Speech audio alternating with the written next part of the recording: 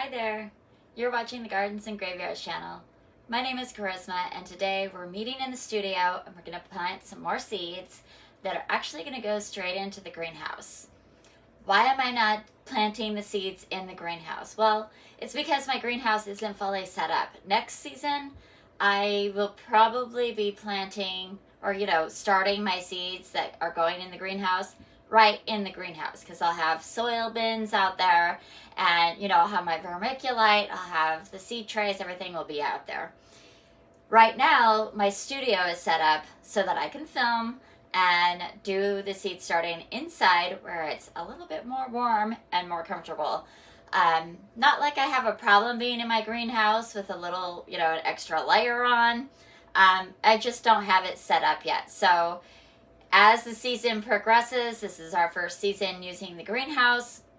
We'll be adding bins and baskets and all the fun things, and then it'll be all totally set up out there so that I'm not walking in and out 100 times. Oh, I forgot the soil. Oh, I forgot the vermiculite. I need water. Like, all those things will just be there. I'll just have to bring out my seeds. And I'm actually looking at yet another seed storage system because I just can't quite nail what I love on my seed storage. I recently moved them all into like these baseball card type pockets and put them in a 3-ring binder. Well, I have too many seeds and the 3-ring binder is huge and it doesn't close and it's just not working. So, yeah, anyway, whatever storage system I get, I hope that I'll be able to keep them in my greenhouse and then everything will be right there. Today we're going to start a bunch of seeds. I got these seed starting cell packs. There's 72 to each tray. We're going to do 2 trays, so it's over 140 different seeds that I could grow. Obviously I'm not growing 140 because we're going to have multiples of several seeds, but we are doing a lot of seeds today. So let's go ahead and go through. We don't need this right now. Let's go ahead and go through the seeds that we do have. Here is a packet of seeds that has no label on it. I have no idea what they are. So we're going to seed them in a separate container all together and see what happens. I kind of have a feeling that it's Texas frog something. It's a little ground cover. It gets little flowers on it. And I saw it in Texas when I was down there. And when you look at it from a distance, it looks like grass, but obviously you don't have to mow it because it's ground cover. It's easy to walk on. It's easy to sit on. It's pretty tough and durable to, like, they use it in dog parks and stuff like that so that, a lot of traffic with dogs and kids and that kind of thing, it can handle that. And I wanted to try it out somewhere. But I don't know if that's what these are or not. Because it just says 50 seeds. So, yeah. I guess we'll find out. Anyway, if they germinate, whatever. Okay, so then, what I am going to plant, that I do know what they are, is the balloon flower, which I collected these seeds from the balloon flower in my garden.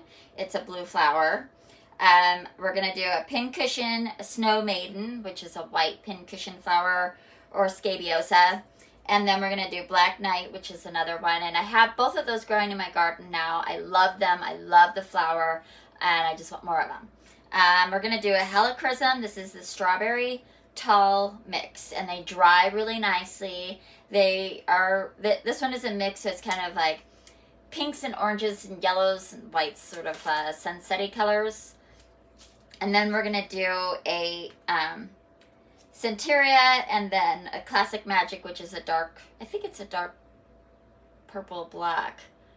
Could be dark blue. And then we're going to do a coneflower green twister, which I think is going to be really fun. And then we're going to do Love Lies Bleeding, which is an amaryllis that has kind of like this dreadlock look, and they dry beautifully. They're just like a really fun flower to dry and add into arrangements. We're going to do a smoky eyes larkspur, and we're going to plant some safflowers, and I'm going to do at least half a tray or more of the Antique Shades viola. This is a cross Whitrockiana. I don't know what those are, but I've never grown violas from seed. I picked these up from Territorial Seed. I love growing violas and pansies in my garden. It's really hard to find the exact shade that you want. You kind of have to just go with whatever shade the market has available for you. And so this year, because I'm doing all of my annuals in pinks and yellows, and I really wanted that like soft lemonade-y color, the Antique Shades has that feel.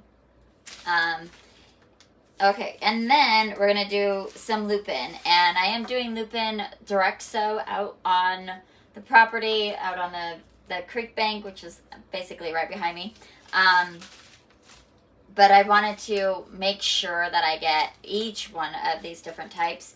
So I'm going to do a few cells of lupin, and I got Texas bluebonnets, which is a native wildflower in Texas that should self-seed or be a perennial in our garden in a 9B, now that we're on 9B.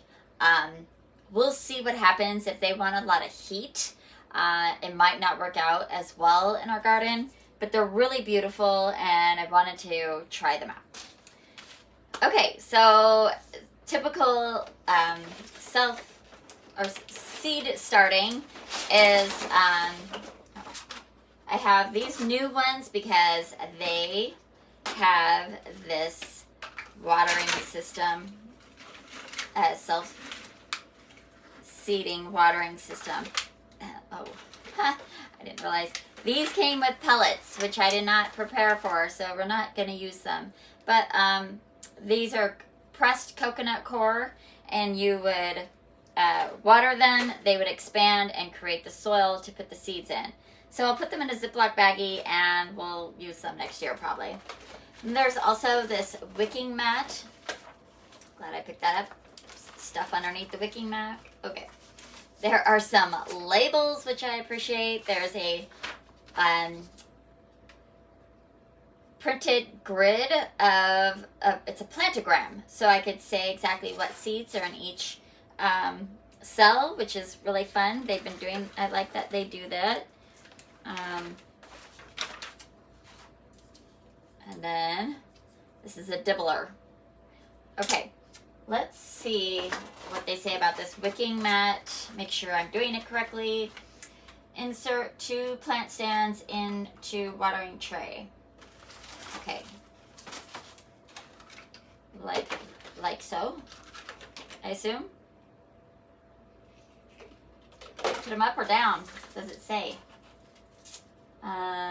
Then set the self-watering mat over the top. Black side facing up. No, it does go down. Oh, there's a picture diagram too. Okay, very good. Alright, so we're going to set them down like this with the things pointing down. Then the mat goes on top, which makes a lot more sense. And the side edges of the watering mat fold down into the watering tray. Okay, so we're going to fold them down so that they can wick the water up. So just like that.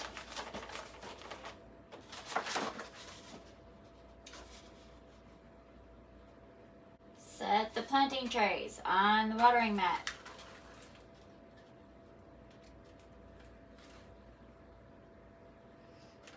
Okay, so I'm gonna, it says how I'm gonna remove, or let's see. All right, I'm gonna toss all of these coconut core bits in here. We'll save them for another project.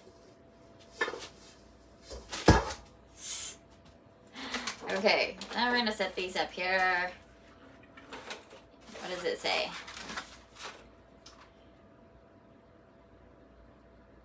Add water to tray if needed. Let's see. Oh, this is the wood soil mixer. So this would mix up the soil after it got expanded. Okay. So we'll just put this in with those.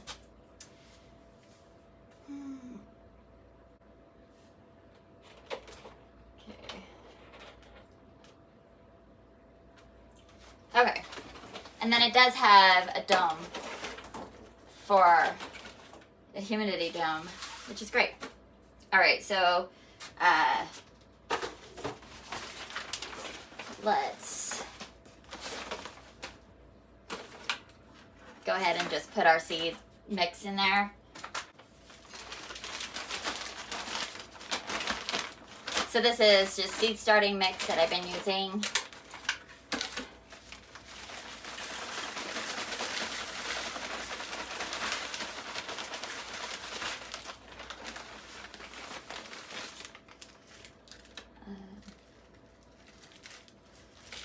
A lot of times I will pre-moisten it, but it's actually kind of moist just from the bag being open and in this room because our house has so much humidity in it.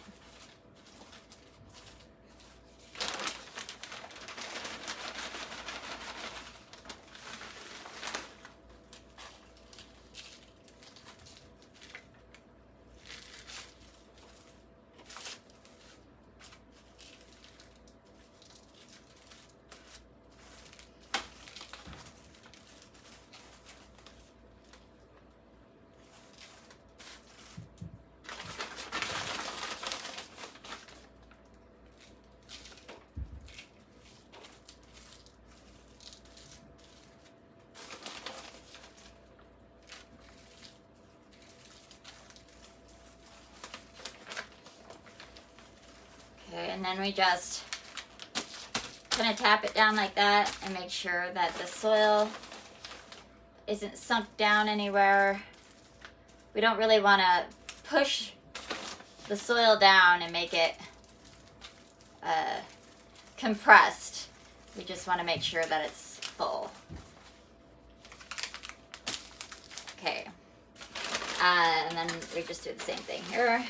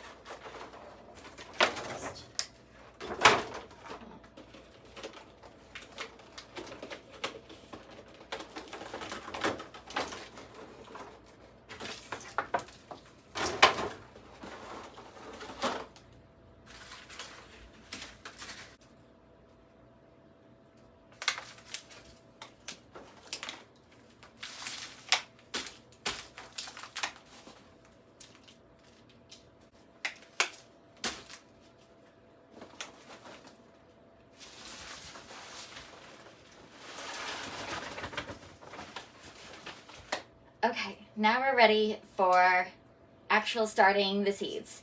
So let's start with balloon flower. Actually, you know what I'm gonna do is I'm gonna go ahead and make labels for all of these really quickly. Let's see how many I have. 5. 4, 5, and 2, 4.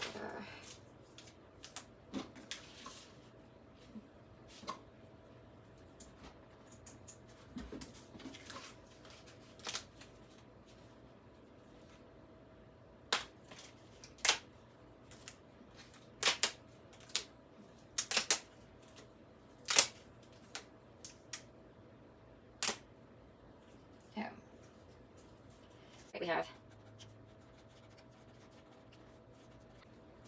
And I always make sure that I put the date that I sow the seed at the top,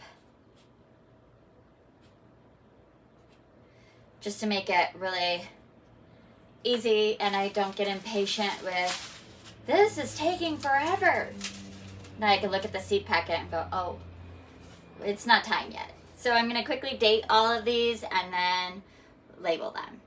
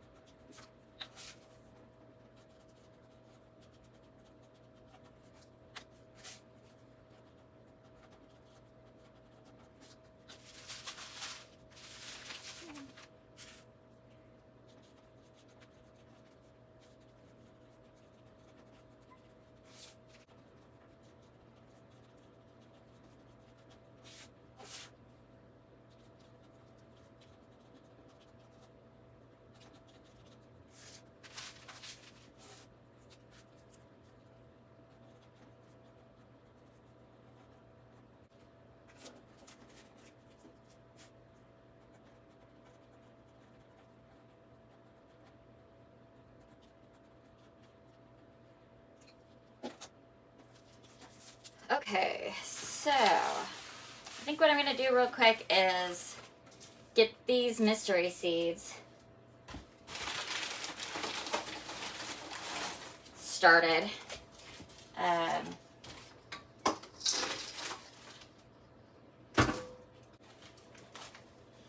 I'm just going to put some soil in here. I'm going to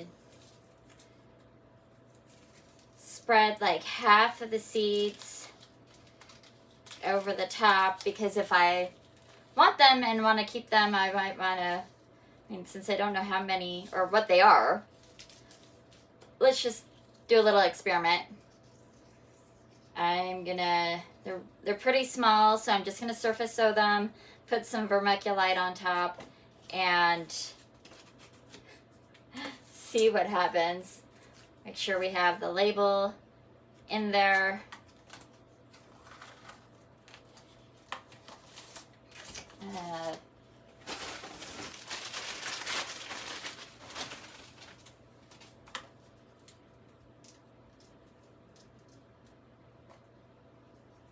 More or less just gonna do a winter sowing method with these, so they'll just go out with our other milk jugs. I'm just gonna winter sow these, so I'm just gonna put them outside of the greenhouse and let the rain water them, and we'll just see what happens. Okay, let's get down to business here. Oh, let's keep this somewhere safe. Okay. So, now we have to decide how much we do of each variety. And so I'm just gonna, I know this whole first tray, or one of these first trays, is all going to be violas. So we know that. It's the other one that I want a lot of. I believe the coneflower and the larkspur can do that. And then I'm just gonna divide this tray between all of these. So the lupins can all just kind of go in here. 1, row at a time, along with the blue bonnets and the safflower. All right, so then we have the balloon flower, pin cushions,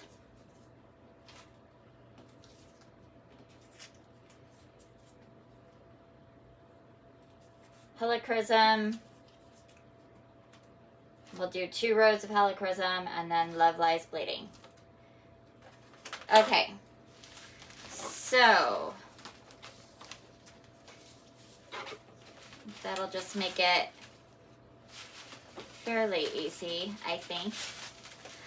So this is, let's just turn it this way so you can see what I'm doing and I can see the labels. So we're going to start with lupin pink, which I collected these from lupins that we had growing in the garden last year.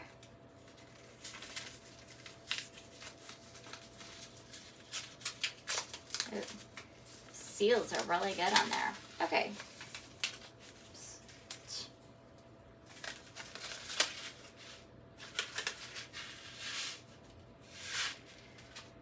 So I'm just going to put 2 seeds per cell.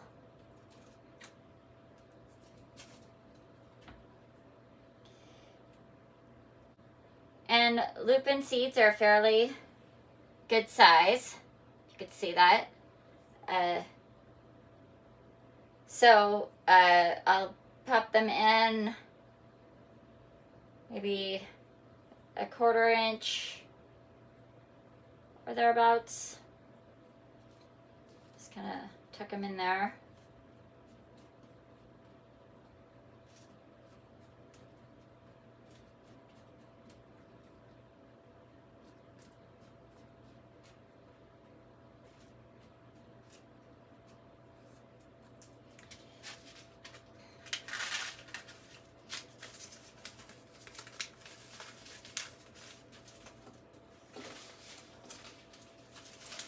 The next one is I call the highway mix.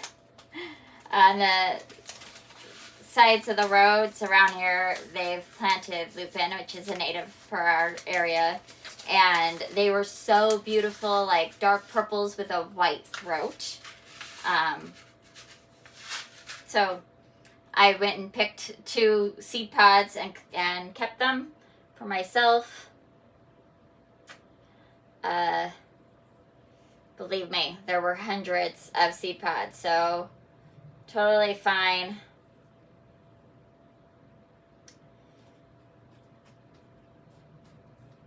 If you do collect seeds from the wild, just make sure that you leave enough where you found them so that nature can take its course and there will be plenty more for the future. Okay. Next one is another mix, which came from my garden.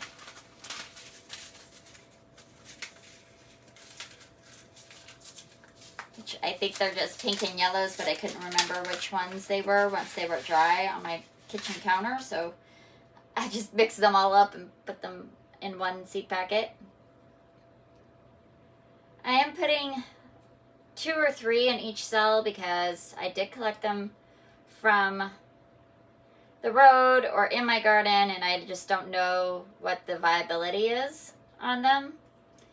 So hopefully I get a few. And if I get a lot, I could just, cut them out, or if I need to divide them, because these are just the little cells, we'll probably be dividing them and putting them in bigger cells as the season goes on, possibly. All right, this is the last lupin, and this one is yellow.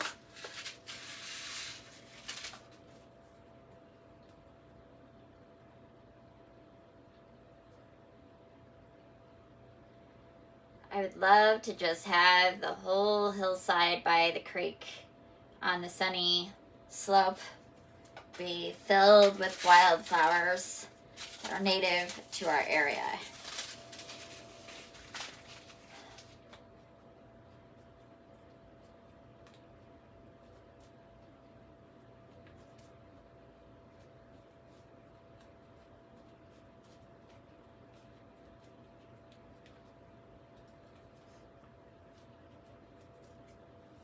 Okay, then the next one is safflowers. The safflowers will go in our medicine garden.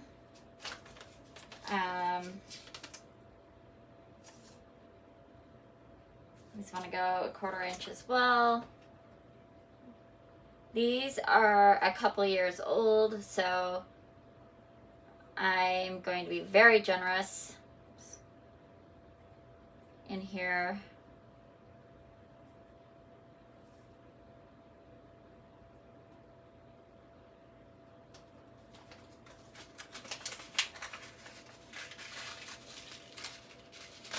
Supposed to be able to direct sow these, but I didn't have luck doing that, so I'm hoping having a controlled environment where I could see what's going on will help me grow them up.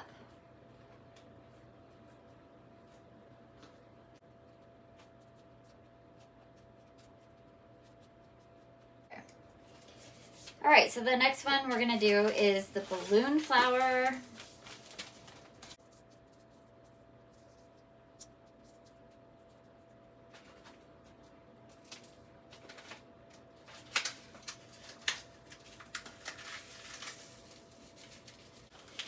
Okay, moving on. We have the Pincushion Snow Maiden.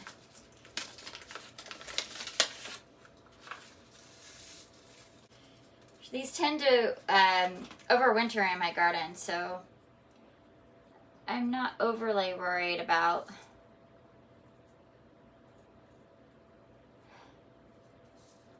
getting them. Oops. A lot in there. Okay.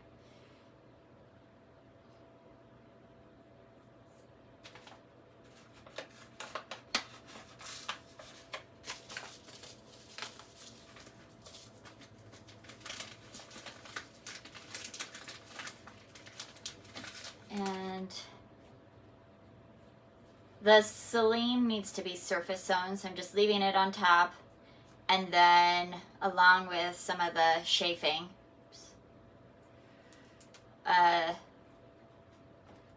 And then we'll put vermiculite on it.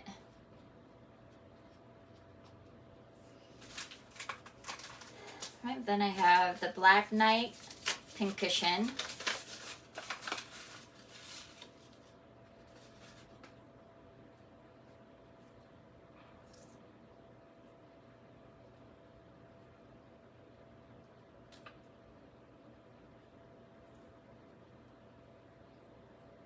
I really loved these ones. They're like this dark black color with a little tiny sparkle of light on the tips of their center.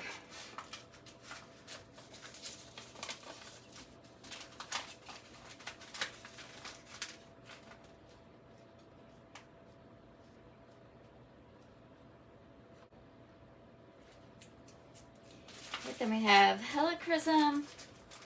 We're going to do 2 rows of helichrysum. I brought lots of these. These are going to be part of the cutting flower garden this year.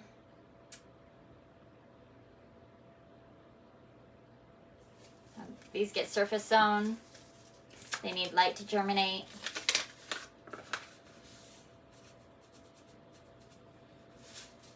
Very tiny.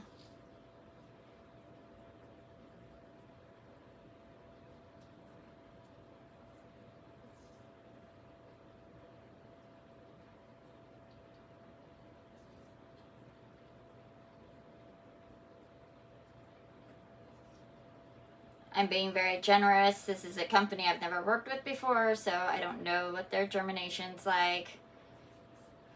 So, and I still have plenty left over if I need to reseed or anything like that. Okay, last one is Love Lies Bleeding. I grew this last year, really loved it.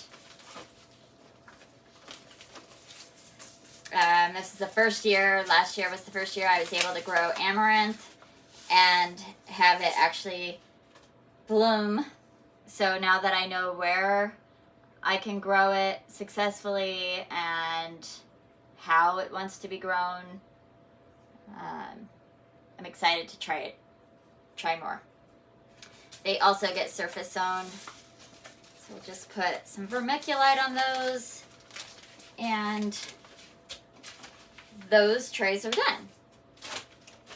So, well, you know what I'm gonna do? I'm just gonna go ahead and water all of these in. I'm gonna use a really gentle stream of water, especially on the ones that are surface sown, because you don't want to bury those seeds any deeper than we just planted them.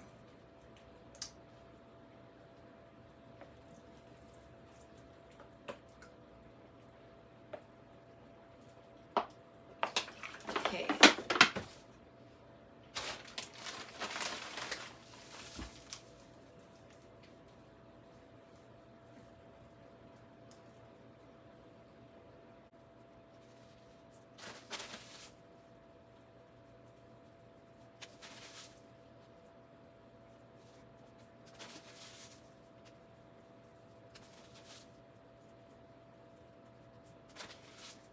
We just go a little bit lighter on the seeds that want to be surface sown.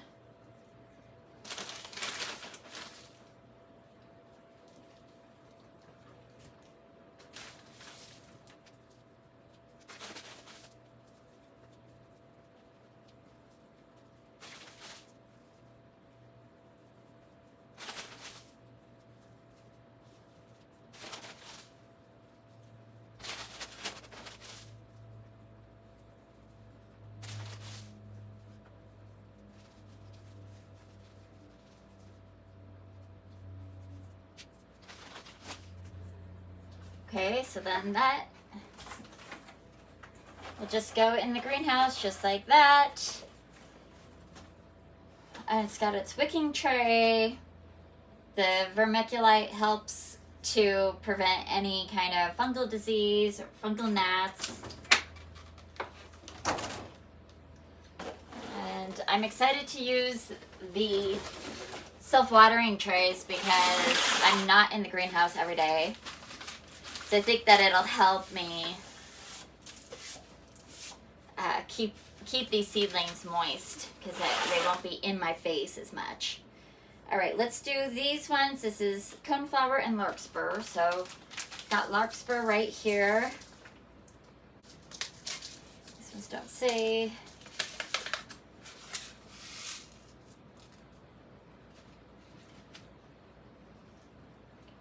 So we'll do larkspur.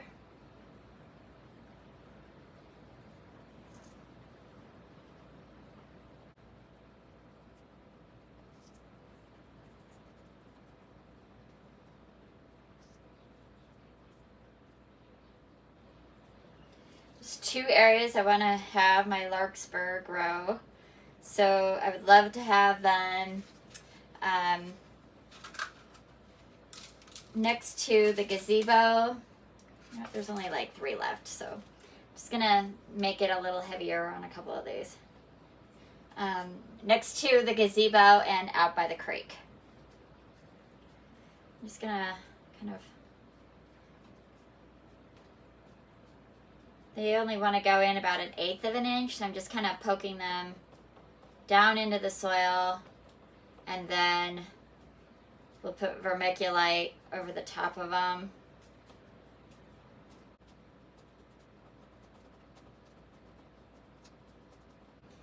Right, and then the coneflower, green twister. 1/8 of an inch. Both of these take about 6 to 12 weeks to germinate. So we'll be babysitting them till April-ish.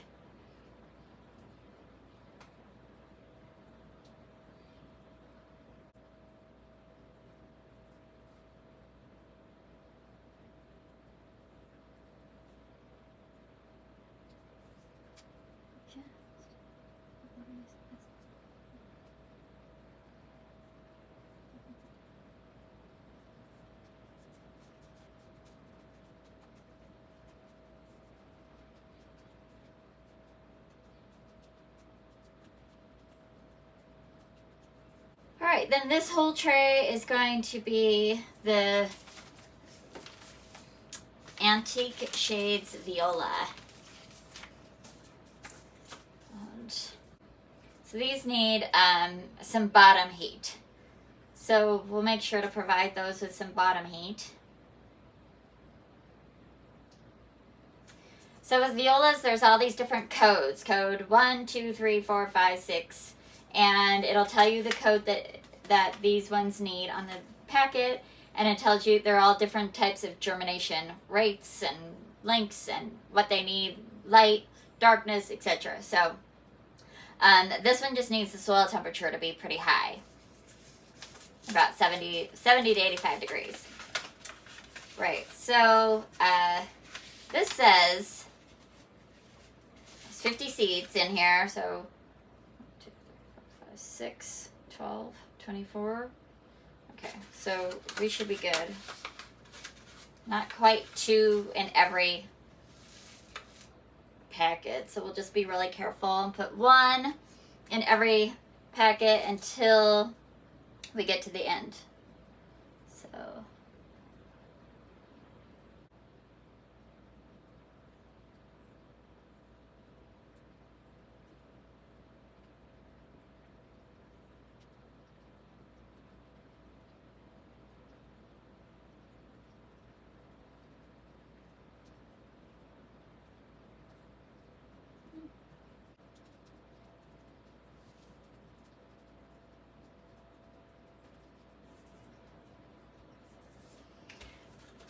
water them all.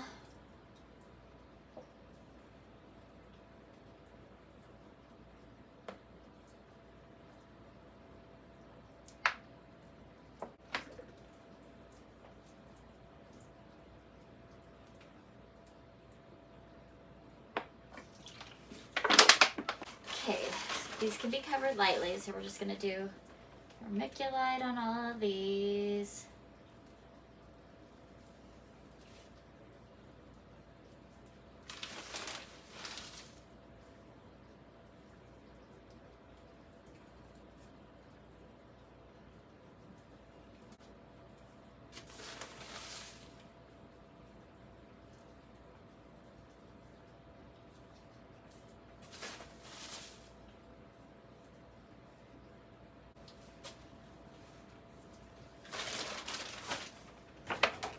And there we go. So it says to keep about 1/4 inch of water on the bottom tray, which there's a good sized gap on the sides. So I can just get my watering can nose right in there and fill it up with water. These don't, you know, they just sort of sit there. They're not clicked on. They're not like airtight in there. The domes will stay on until everything germinates. We'll put a heat mat underneath this one. These don't care if it has heat or not, but it won't be bad for them. This one I definitely want to have heat on, so we'll do that. And we'll get these into the greenhouse. It is storming out right now, so we might wait until the afternoon to put these out there. But that's going to be it for today's video. I just wanted to show you what I was growing for the garden. We're almost at the end of our seed starting saga. I have 3 seeds coming from Floret that I will start this spring, and then after that we'll be done with seed starting, and then we'll move into, you know, annual planting and that kind of thing, where I'm like purchasing plants that other growers grow professional growers grow, like our petunias and that type of thing. So, yeah, so stay tuned and make sure if you have questions about other types of seed starting processes. We're doing winter sowing, we're doing window seal, seed starting, we've done well, the self-watering. We made a self-watering kit ourselves without using pre-made wicking. I made my own wicking mat. I kind of think that's it. I don't know. And then we've transplanted some seedlings too. So check out the playlist below on plant propagation, and all of our seed starting videos are in there. And I hope that you're having a wonderful day, and we will see you in the next video. Bye. So this one is on a seed heat mat. This one is not. The reason this one has a heat mat is because we have violas that want bottom heat. The other ones are not on heat mats, so I just kind of wanted to see. And then this is coneflower and larkspur. They don't need heat, but it won't harm them. So it'll just be interesting to see if I need heat mats out here in the greenhouse or not.